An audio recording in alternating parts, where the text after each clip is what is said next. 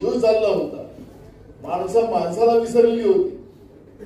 लोक सेवाभावी लोक रस्त्यावर उतरून आपला जीव धोक्यात घालून आपण त्या पद्धतीनं लोक वाचवायचा प्रयत्न करत होते. त्याला 2 टाइमचं खायला देत होते. देश पूर्ण मानवतेच्या आधारावर उभा झाला. पण एकीकडे नरेंद्र मोदीजी ज्या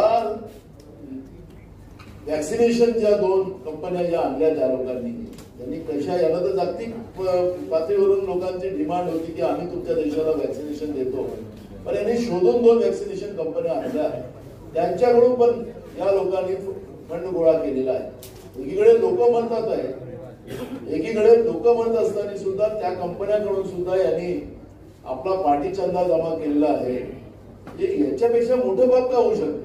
मला आठवत होतं की महाराष्ट्रामध्ये जेव्हा आघाडीचं सरकार होतं, त्या आघाडीच्या सरकारच्या वेळेस हे कोरोनाचा प्रकार त्या काळात चालला होता. आपण रेमडेसिवीर इंजेक्शन ते अत्यावश्यक असं, कारण की ते ठरवायचे कुठली औषध द्यायची काय द्यायची. आता मोदी साहेब डॉक्टर पण आहेत, त्याच्यामुळे त्यांचे जे काय असेल त्यांनी जे काही ठरवून दिलेलं होतं त्याच्याच आधारावर औषधी द्यायची. रेमडेसिवीर इंजेक्शन घेतलंच पाहिजे. आणि त्या आधारावर रेमडेसिवीरचा काळा बाजार करणारे गुजराती व्यापारी या राज्यामध्ये ट्रकनं काळा बाजार करत होते. जो इंजेक्शन मुश्किलनं 150-200 रुपयाचं इंजेक्शन लोक 50-50 हजार रुपयाला घेत होते. आणि गुजरातचा व्यापारी काळा बाजार करत होता. त्यावेळेचे विरोधी पक्ष नेते देवेंद्र फडणवीस आणि ते प्रवीण दरेकर हे दोघे जण रात्री 2 वाजता 2 पोलीस स्टेशन मध्ये त्या काळा बाजार करणाऱ्या गुजराती व्यापाऱ्याला ते सोडवायसाठी गेले. पूर्ण देश तमाशा पाहत होता. आखरी हे काय म्हणजे मेलेल्याच्या टळूवर लोणी खाण्याची प्रथा जी भाजपने आणि राज्यकर्त्यांनी सुरू केलेली आहे, त्याची मानसिकता जी काय होती ती आता आपल्याला या इलेक्ट्रॉनिक बॉन्डच्या माध्यमातून आपल्याला पाहायला मिळते आहे. आणि म्हणून मी आपल्या सगळ्यांना सांगतो की ही जी काही परिस्थिती आज देशामध्ये निर्माण केलेली आहे, या देशामध्ये ना शेतकरी सुखी आहे, या देशामध्ये ना महिला सुखी आहे. महिलांवर अत्याचाराचं हे प्रकरण आता सामान्य झालं. आपण ज्या शहरात आहोत त्या शहरामध्ये आरोग्य व्यवस्थेचे 3-3 आवाज लोक सरळ जातात, त्यांनी आडवे होऊन निघतात. अशी परिस्थिती या ठाणे शहरामध्ये. सगळ्यात मोठं गुंडाइझम या ठाण्यामध्ये आहे. पोलिसांना तर आता आदेशाचंच पालन करायचं. कोणी गेलंय अन्याय करणारा माणूस, अन्याय झालेला माणूस पोलीस स्टेशन मध्ये, त्याला न्याय मिळत नाही. तिकडून फोन आला तरच त्याचं काम होईल, तर न्याय होणार नाही.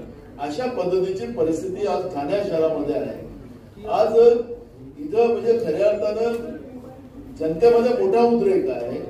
आणि ही जी काही परिस्थिती आपण आज पाहतो आहे की ह्या परिस्थितीला आपल्या सगळ्यांनीच आता एकत्रित लढण्याची भूमिका आता लोकांनी घेतलेली आहे. आणि राहुल गांधीजीच हे यांचं नेतृत्व करू शकतात हा विश्वास 6000 किलोमीटर मणिपूर ते मुंबई आणि दक्षिणेमधून काश्मीर ते कन्याकुमारी ते काश्मीर अशी 4000 किलोमीटरची यात्रा, अशा जवळपास 10,000 किलोमीटर दक्षिण उत्तर आणि पूर्व पश्चिम या यात्रेचा समारोप आज संध्याकाळपर्यंत होती आहे. म्हणजे एवढं त्यागाची आणि समर्पणाची भूमिका आजच्या युगामध्ये कुठल्या नेत्यामध्ये असेल तर फक्त राहुल गांधीमध्ये आहे. आणि राहुल गांधीजींनी या देशातल्या लोकांचं दुःख समजून घेतलंय. आणि म्हणून या 25 ज्या गॅरंटी आहेत त्या 25 गॅरंटीच्या माध्यमातून लोकांचं दुःख हरण करणं, त्याला मुख्य प्रवाहात आणणं, त्याला न्याय देणं, या सगळ्या भूमिका म्हणजे मग कामगारापासून तर आमच्या तरुणापासून तर महिलांपासून तर युवकांपर्यंत शेतकऱ्यांपर्यंत या सगळ्यांनाच समान न्याय देण्याची भूमिका जी आमच्या संविधानामध्ये आहे त्या सगळ्या गोष्टींची गॅरंटी याच्यामध्ये दिलेली आहे. आणि म्हणून या सगळ्या व्यवस्थेला ताकदीनं एक परिवर्तनाची लहर पूर्ण देशामध्ये आपल्याला पाहायला मिळेल. मी तुम्हाला आत्तापासून सांगतो की काळ्या दर्यावरची पांढरी रेषा आहे. देशामध्ये सत्तेचं परिवर्तन होणार आणि इंडिया अलायन्सचं राहुल गांधीच्या नेतृत्वामध्ये देशात सरकार येणार हा विश्वास या देशाच्या जनतेमध्ये आहे. आणि त्याच पद्धतीचं चित्र आज सगळीकडे आहे. काय प्रश्न असतील तर विचारा. मोदी वारंवार गांधींची यात्रा तिला न्याय यात्रा म्हणून पूर्ण देशामध्ये न्यायाच्या दृष्टिकोनातून पाहिली जाते.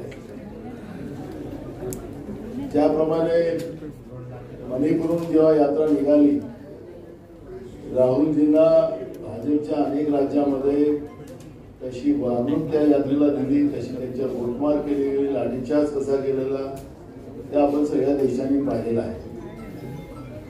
भारत हा लोकशाही प्रधान देश आहे, पण या देशामध्ये सरकारच्या चुकीच्या धोरणाच्या विरोधात आपलं मत मांडण्याचा अधिकार नाही, अशी परिस्थिती आपल्या देशात झालेली आहे. हे आपल्याला सगळ्यांना अवगत आहे. आणि म्हणून मी आसाम असेल, अनेक राज्यामध्ये ज्या पद्धतीनं राहुल गांधींच्या ताफ्यावर गोळमार आणि लाठीचार्ज वगैरे झालेला आहे, त्याचा निषेध आम्ही करतो सुरुवातीला. आणि ही यात्रा तरी सुद्धा राहुल गांधीजी घाबरले नाही. राहुल गांधीजींनी यात्रा सतत ठेवली. मंदिरात जायचे तर मंदिरातही त्यांना जाऊ दिलं जात नव्हतं, अशी पण परिस्थिती होती. धर्माचा ठेकेदार आम्हीच आहोत, अशा पद्धतीचा त्या यात्रेमध्ये आपल्याला निदर्शनास आलं की तुम्हाला पूजा करायचा अधिकार नाही, फक्त आम्हालाच पूजा करायचा अधिकार आहे. अशा पद्धतीची सुद्धा भूमिका केंद्रातल्या भाजपच्या सरकारने या लोकशाही व्यवस्थेमध्ये निर्माण केलेली ही चित्र आपण पाहिलं. यात्रा आज आपल्या ठाण्यात आलेली आहे आणि यात्रा आज संध्याकाळी चैत्यभूमी या ठिकाणी 6 वाजेपर्यंत पोहोचणार आहे. तिचं मुंबईमध्ये मोठ्या प्रमाणात यात्रेचं स्वागताची तयारी पण झालेली आहे. आपल्या महाराष्ट्रात आल्यानंतर महाराष्ट्रामध्ये सगळीकडे राहुलजींच्या या न्याययात्रेचं मोठं स्वागत केलं गेलेलं आहे. हे आपल्याला सगळ्यांना पाहायला मिळालेलं आहे. ज्याप्रमाणे या 25 गॅरंटीज माननीय राहुलजी आणि आमचे राष्ट्रीय अध्यक्ष मल्लिकार्जुन खरगे साहेबांनी दिलेल्या आहेत, या गॅरंटीज नाही तर या वॉरंटी सहित आहे. या वॉरंटी शब्द याच्यासाठी वापरला की मोदींची 2014ची गॅरंटी, 2019ची गॅरंटी कधीच वॉरंटी राहिली नाही.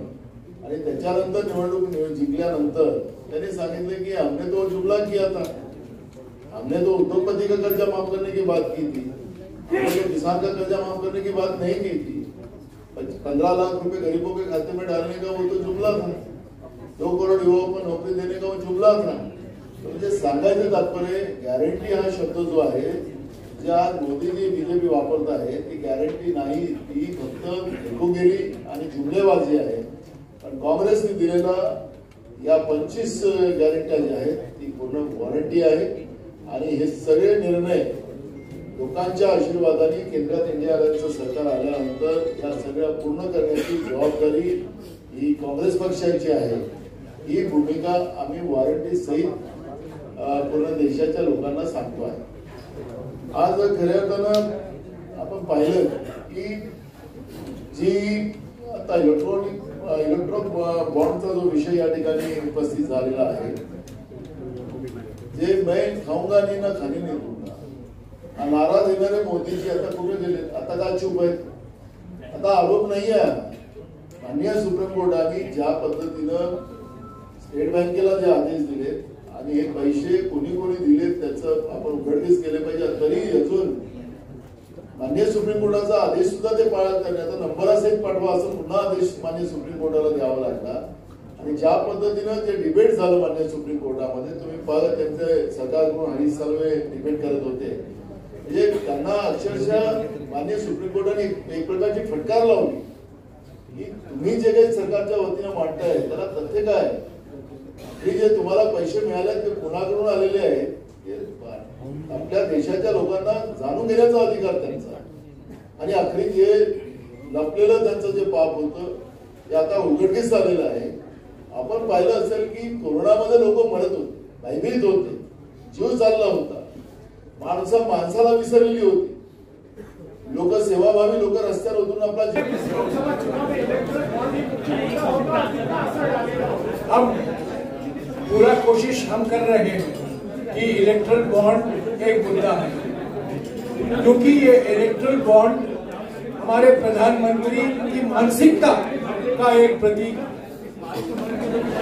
जो पूंजीपति के लिए इन्होंने काम किया है पिछले 10 साल अन्याय का, और इलेक्ट्रल बॉन्ड एक प्रतीक, एक मानसिकता का प्रतीक है.